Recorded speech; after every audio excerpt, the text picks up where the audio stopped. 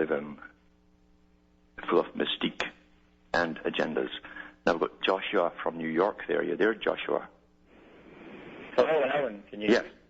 Yeah. Okay. I just first of all want to apologize. I'm calling from my job right now. I work in a pulp mill, so if they've got radio interception there, I apologize. But it's actually kind of synchronistic that I called tonight because I called to talk about The Next Million Years by Charles Galton Darwin. I'm almost finished reading that, and there's a clear example of this whole creating of a new religion. I mean, he dedicated the better half of at least half of his book talking about how we need a new religion that's going to go ahead and allow this, downsizing of the population where it's okay not to have children. It's actually good. That's right. You're building upon it. But I was going to go in a different direction with that, Alan. I first of all, I got the book online. I downloaded it from one of them peer-to-peer things there, and I know that there's always a possibility that you're not getting the full book when you do that, But I've been, checking, making sure all the pages are there and stuff like that. But you know how easy it is to manipulate something like that on a computer. But there's a chapter in there, and I believe it's the one on the wild being or something like that in reference to humans. Yeah. And at the tail end of it, he leaves this little nugget that just threw my mind for a whirl because from my perception of that chapter, I did not at all grasp how he left it. And like I said, I'm reading it now, and I'm towards the end of the book, and I've had to kind of put it on the back shelf.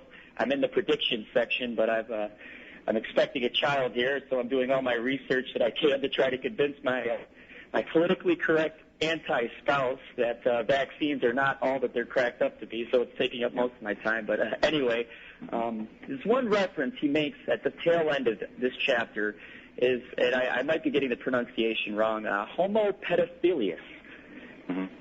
And like I said, I understand, I grasp what the definition of that term means, obviously, but I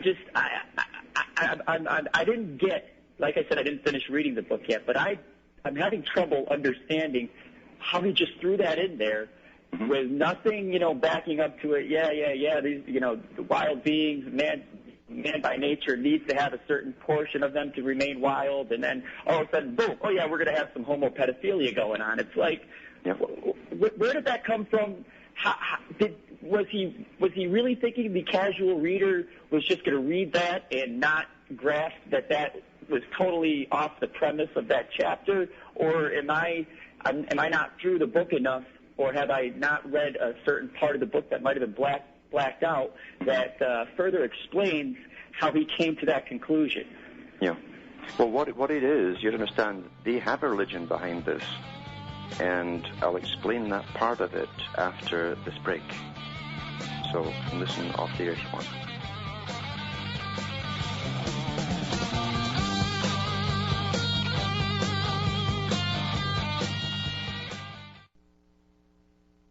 You're listening to the Republic Broadcasting Network, because you can handle the truth.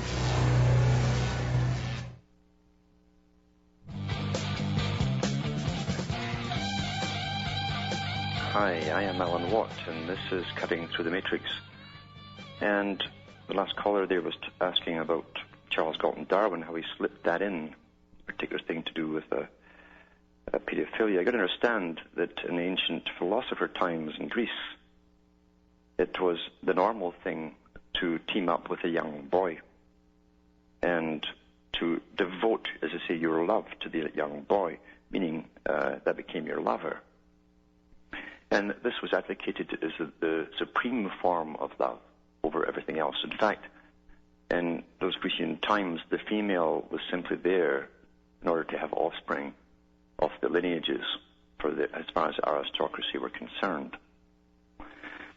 But the highest form of love to them was this sort of pedophilia love. That was normalcy. And these big characters and these elite families don't really see anything wrong with that. They never have seen anything wrong with that. If you look at the wealthy, noble families and their histories, it's shocking because they have a different inner life than the general public have. regarding their sexuality. The males just team up with the females, or are teamed up with the females for the offspring. And once they've had them, they both can live together but do their own thing in whatever fashion that may be, including pedophilia. And even some recent royalty were well known for that too. And even some clubs in London, certain members of the royal family used to bring little boys in. You couldn't get through the doors if you were Joe Ordinary, and you couldn't afford it, and yet everyone knew, and all the top media knew as well, and they kept it quiet. So this is acceptable, this particular type of so-called bonding. And it goes into, again, another occultic side to do with Melchisedek, what they call loosely Melchisedek, which is a statue that you'll find in all top Masonic lodges. And it's really for what Melchisedek stands for. Melchisedek stands for a god on earth. A god on earth. And they give you the allegorical story of people coming out of Israel or Egypt and meeting Melchisedek on the way. And they give him all the attributes and the offerings that you only give to a god. And so much so, these particular people fought a neighboring tribe and gave Melchisedek about half the slaves. That was to honor the god, the seed of Zadok, as they say, and the Lord Mel. So he's also called the Lord of the Seed as well. So this particular thing is to do with Melchisedek, who always has an apprentice. And for the wisest men to get an apprentice, a young apprentice that they could love and be in tune with, closer than any wife, according to them, was the highest achievement in emotion and creativity you could ever have. The movie Storm of the Century has a Melchisedek figure, and that's what he's after in it, a young boy. It's well worth seeing that movie, the way it was portrayed by a master, obviously. And there's a lot of videos up there. It's called True Stories. You know, the True Stories, I don't know if it's .org or .com or what. You'll find a good one to watch, but the whole New Age movement and to do with this kind of stuff. And it's called Gods of the New Age. Gods of the New Age. It's well worth looking at to see the reality behind the whole New Age movement in the place where they took all this stuff from, with chakras and yoga and all of that kind of stuff. And you'll see how they're worshipped. And you'll see all these youngsters coming over from America back in the 60s and 70s literally bowing on their knees as these yogis pass them because they're gods. And the amount of mind control is phenomenal, because India is an ancient land with ancient techniques of mind control. Well studied. And now it's been used and marketed in the West, has been for a long time now, to bring in this New Age coupled with a scientific dictatorship or scientific priesthood. And this is to manage all our lives. And it's taken off. It was aimed primarily at the female.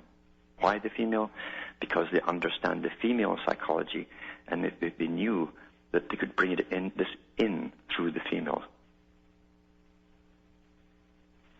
Why? It's been done before, a long, long time ago. And that's why they were so certain of it. But for the males at the top, yeah, they're now calling it intergenerational sex to tidy up the term. Just like they call it bioethics rather than eugenics, after Hitler gave it a bad name. That they've given this intergenerational sex rather than pedophilia. But every great one, as I say, needs their apprentice, the sorcerer's apprentice. And it's a very, very close relationship indeed.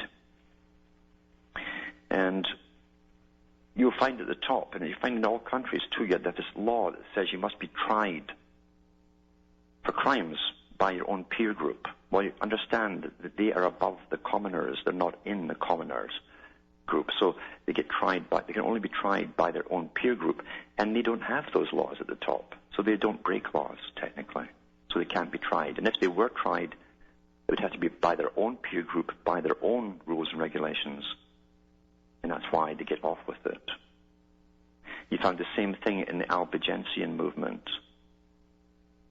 where the last crusade and they make a big thing about them being persecuted. You always hear about persecution down through history. People hide behind persecution. But you have to find out what they were up to. The other side of the story. And the Albigensians and Cathars had a higher group in the bishop category.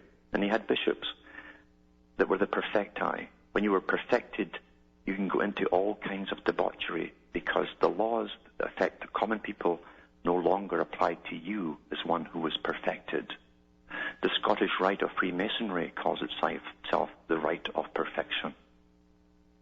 These are continuations down through history.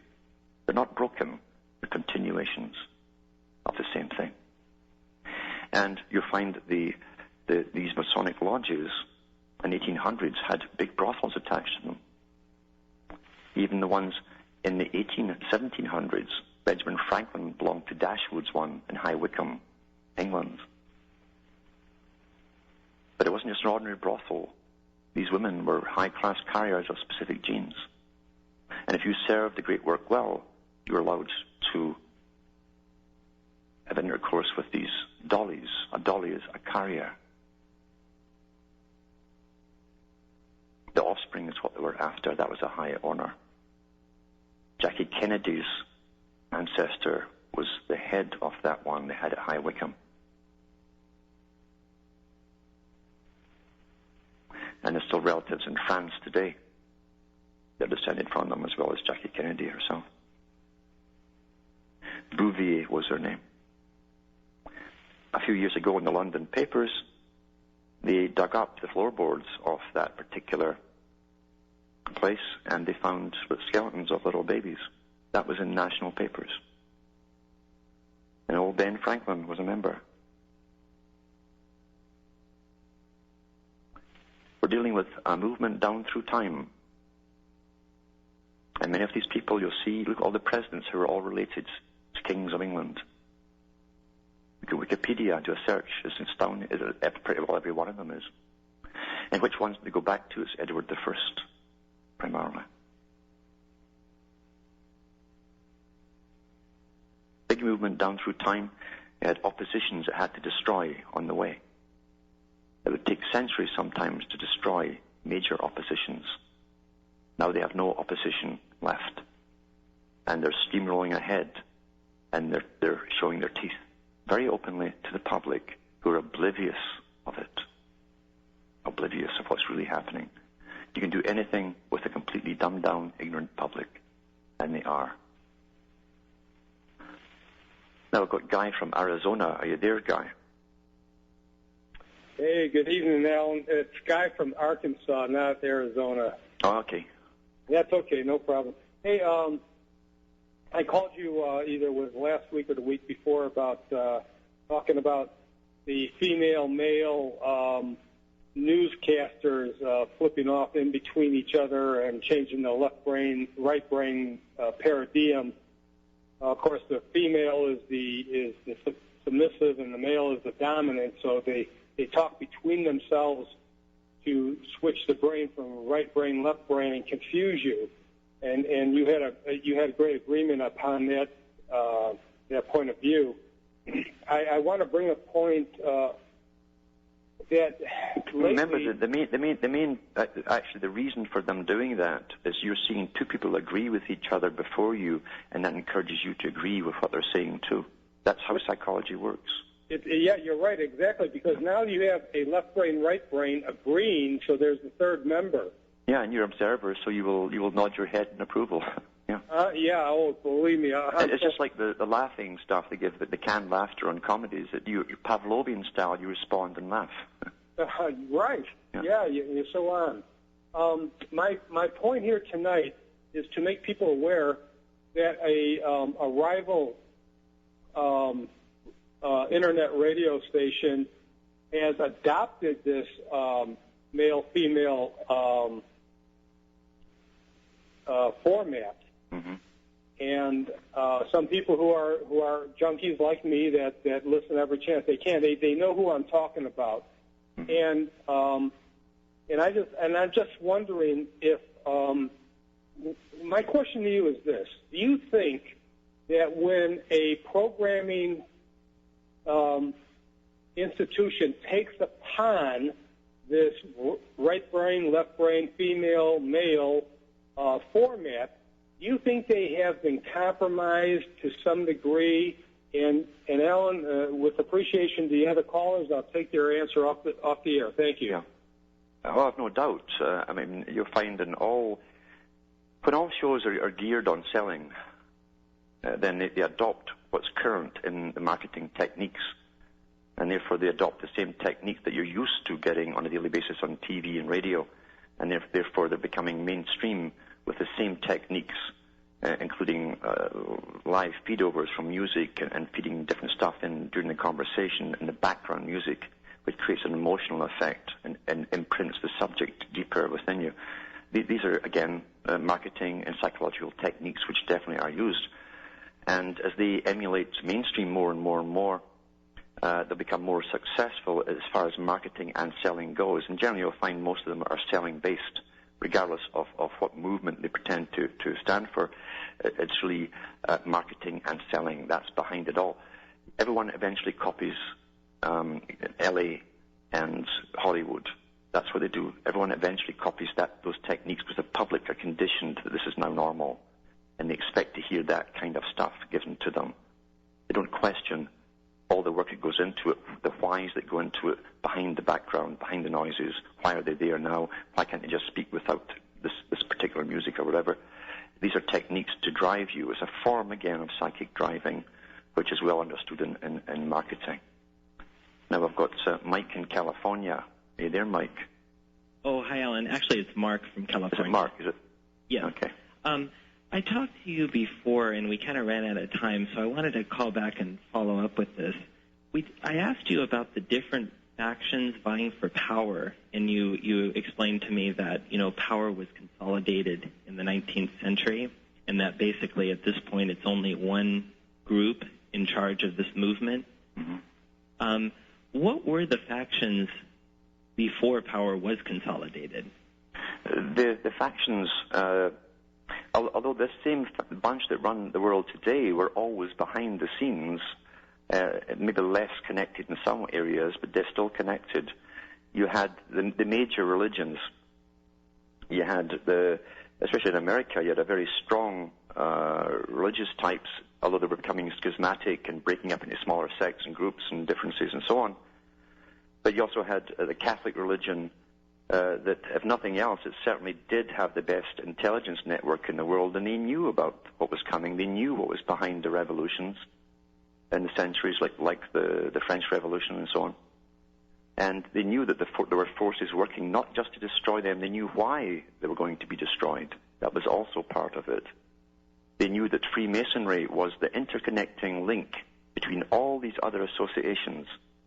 And that is true today. You'll find Freemasonry is the one interconnecting link through all of these groups, even all the New Age and through the Eastern Star and all the other branches they have. That's the web work that initially kept them all together. Now they're consolidated as a single unit of economics, military, political, media, scientific power, educational power. It's all consolidated now into one. Do you see more of this emanating from British Freemasonry? From British what? Freemasonry. There's no doubt Britain was one, and then the man who came in from France, not Scotland, to start up what they called the Scottish Rite of Freemasonry in America, that definitely was part of it. You can't go anywhere in the history of since the 1500s without meeting Rosicrucianism and then Freemasonry.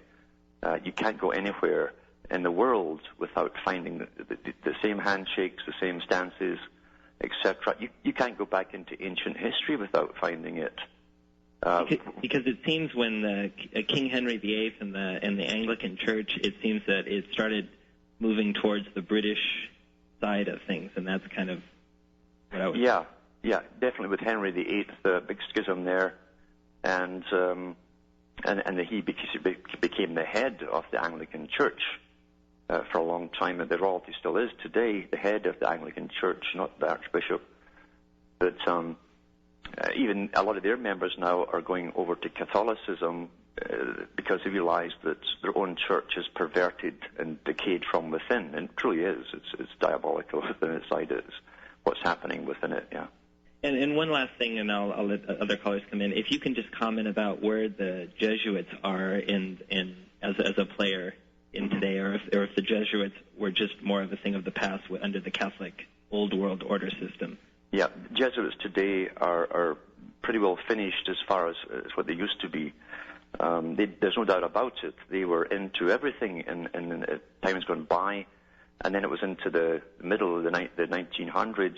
The Jesuits once again turned their backs on their own popes and became pushers of what they call liberation theology, which was a form of Marxism they tried to blend with Christianity. It was neither one nor the other, but they were going their own way with it. They were heavily involved in revolutions in Latin America and elsewhere. But today there's still a very good intelligence network, but even Malachi Martin said it, that all the top denominations of the Catholic Church now in Rome are all Freemasonic, including all the higher archbishops and probably the Pope himself. Well, thanks a lot, Alan. And thanks for calling. And so, Freemasonry has worked its way into everything. And we see the results of it today. Once in, they decay. They did the same thing with the Christian sects within America. Back with more after this break.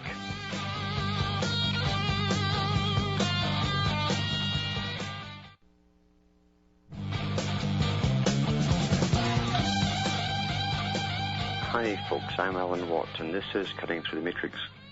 And we've got Robert from Nova Scotia on the line. Are you there, Robert? Good evening, Alan. Hi, I'm doing well, thanks. I just have one question for you. I was reading the other day that Washington, D.C. was created by the amalgamation of part of the state of Virginia and the state of Maryland. And if you take the first word off of each state, you have Virgin and Mary. Mm-hmm. And I was just wondering, is the Virgin Mary, is that signify, like, since Washington, D.C. is the District of Columbia, is the Virgin Mary Columbia? Technically so. I mean, Columbia comes from, Columbia means the dove. Mm-hmm. And if you go into even the ancient Egypt, you'll see the dove coming down. They use that later in Christianity as well, meaning the spirit comes down. And it's also a Columbine. That's why Columbine High School came into it. It had five. Yeah, it's a five-pointed star. Mm-hmm. So it's a five-pointed star. It's a column as well, which is an obelisk. Mm-hmm. And it's also the dove, the spiritual one that comes down and gives someone life, you might say. But you understand in Masonry, too, they also use the female as the church. So Isis is also the church. And the members, are the body, because Osiris was cut up into 14 parts. They all get together afterwards once they bring in their order. Once the last purge was over and they weren't all killed, they formed a new body to start the course of history over again. And they call themselves the body of the church. They're talking about an occult church here, and they always use the same symbols down through history. Okay. So you had the original 13 colonies, and then wasn't there like a 14th piece missing, something to do with Isis? Yeah, they never find the 14th part, so the builders make it themselves. That happens to be the penis, the golden penis. Right. And that's the golden fire. And then all the philosophers since were called golden-thighed, like golden-thighed Pythagoras, etc. Okay. That means that from your loins comes a perfect specimen through eugenics and through breeding. Okay. Well, thanks very much, Alan. Thanks for calling. Have a good evening. Bye. Bye now. Yeah, they always go behind a cover of what's prevalent, so you'll see it from one angle through your conditioning. They have an inner meaning for themselves behind. And there's no doubt Washington, D.C., it was drafted up by Oliphant. They brought over from France, and then they brought over the big Statue of Liberty, a sort of hermaphroditic figure with the spikes or the rays of light coming out of the head, which they also had in ancient Rhodes. And that's why you got a Rhode Island down that way too. It's not too far. You had ancient Rhodes was their capital in the ancient world in the Med, or up in the G&C, for trade and commerce. And that's where the rich at one time all lived. And they had the Colossus, which was the same as the Statue of Liberty, basically. only it did not have the gown on. In those days, you could have it naked. It eventually collapsed in a massive earthquake, I believe, and it was sold to a trader from the Middle East for scrap value. So they say in the history books. That's what I remember by it. Now, for those who want to keep me going and help me along, you know to go into cuttingthroughthematrix.com website, and you can either buy the stuff I have for sale there. There's not a lot there right now. I'm too busy doing these talks to write, but I'm at it. I'm getting into it big time shortly. And you can also contribute and donate to keep me going, because it takes money to do so. So from a sprayed and thundery and harped sky, harp, H-A-A-R-P, from Ontario, Canada, and from the dog, Hamish, it's good night, and may your God or your gods go with you.